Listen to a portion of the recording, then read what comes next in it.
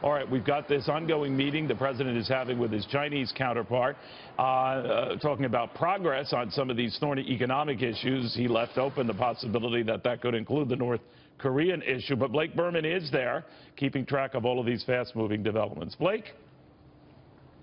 Hi there, Neil. And one thing to note from that statement there that you just heard from the president, actually a couple things.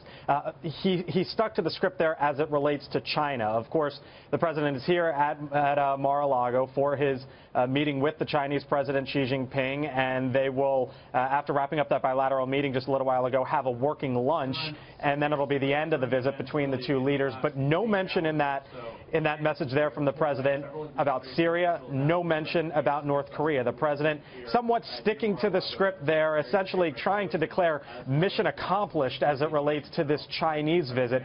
Going in, administration officials were telling us, look, don't expect any sort of grand compromises, any sort of grand bargain to come from this. Rather, they just want to establish a framework and a working relationship for these two leaders and for these two governments to go on moving forward. The president said that he feels a lot of, quote, potentially bad problems as it relates to China, i.e., you can read into that trade in North Korea would be going away. But the president also said that he feels that they have struck a good relationship between the two leaders and the two countries.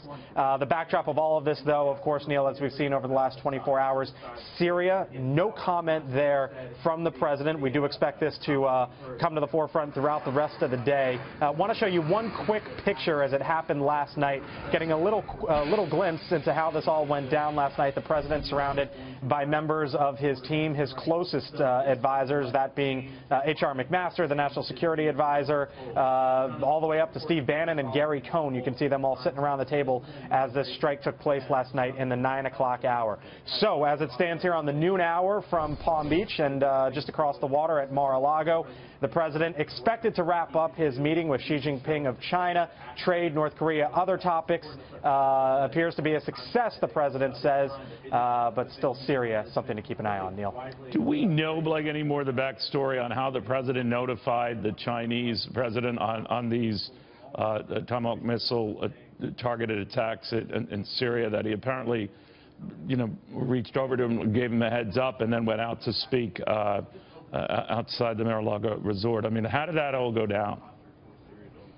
Well, we do know that he gave the Chinese president at least notification, I guess if you want to put it that way, that this would be happening last night in Syria. Keep in mind, Xi Jinping was there on the grounds at Mar-a-Lago. They were having dinner, the two sides, the two delegations, and we are led to believe that the president told him that this would be coming. I do not believe it was a heads up of sorts, but just a notification that, yes, indeed, what was happening in Syria was taking place and that the United States was fully behind it, Neil. And another quick question, and you mentioned it before, that among those who were listening to the president, that one snapshot there last night, you had Bannon there, you had Gary Cohn, the National Economic Council. I noticed in the luncheon today, the same principals, including Steve Mnuchin. You also have, of course, the Secretary of State.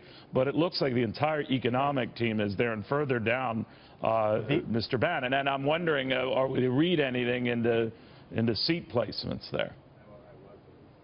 Well, a couple of things on this. So they were clearly brought into this matter when you're talking about Wilbur Ross, Gary Cohn, Steve Mnuchin, because of the whole trade component. That was one of the top of the agenda items at Mar-a-Lago to take place over this 24-hour visit.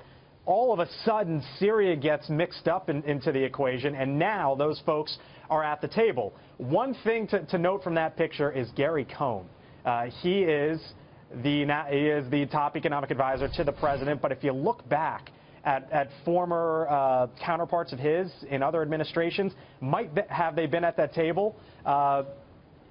You almost think that would not have been the case, and you're starting to hear stories of Gary Cohn starting to assert his influence within the administration, starting to move up, and then you get that picture last night there, Neil, of Gary Cohn front and center, seated around the table, and you got to wonder where he moves within the administration going forward. I always read seating very closely because my wife and I would always be seated by the band or the loudest air conditioning unit at a wedding. All right, thank you very, very much, Blake Burman in Mar-a-Lago in West Palm Beach, Florida.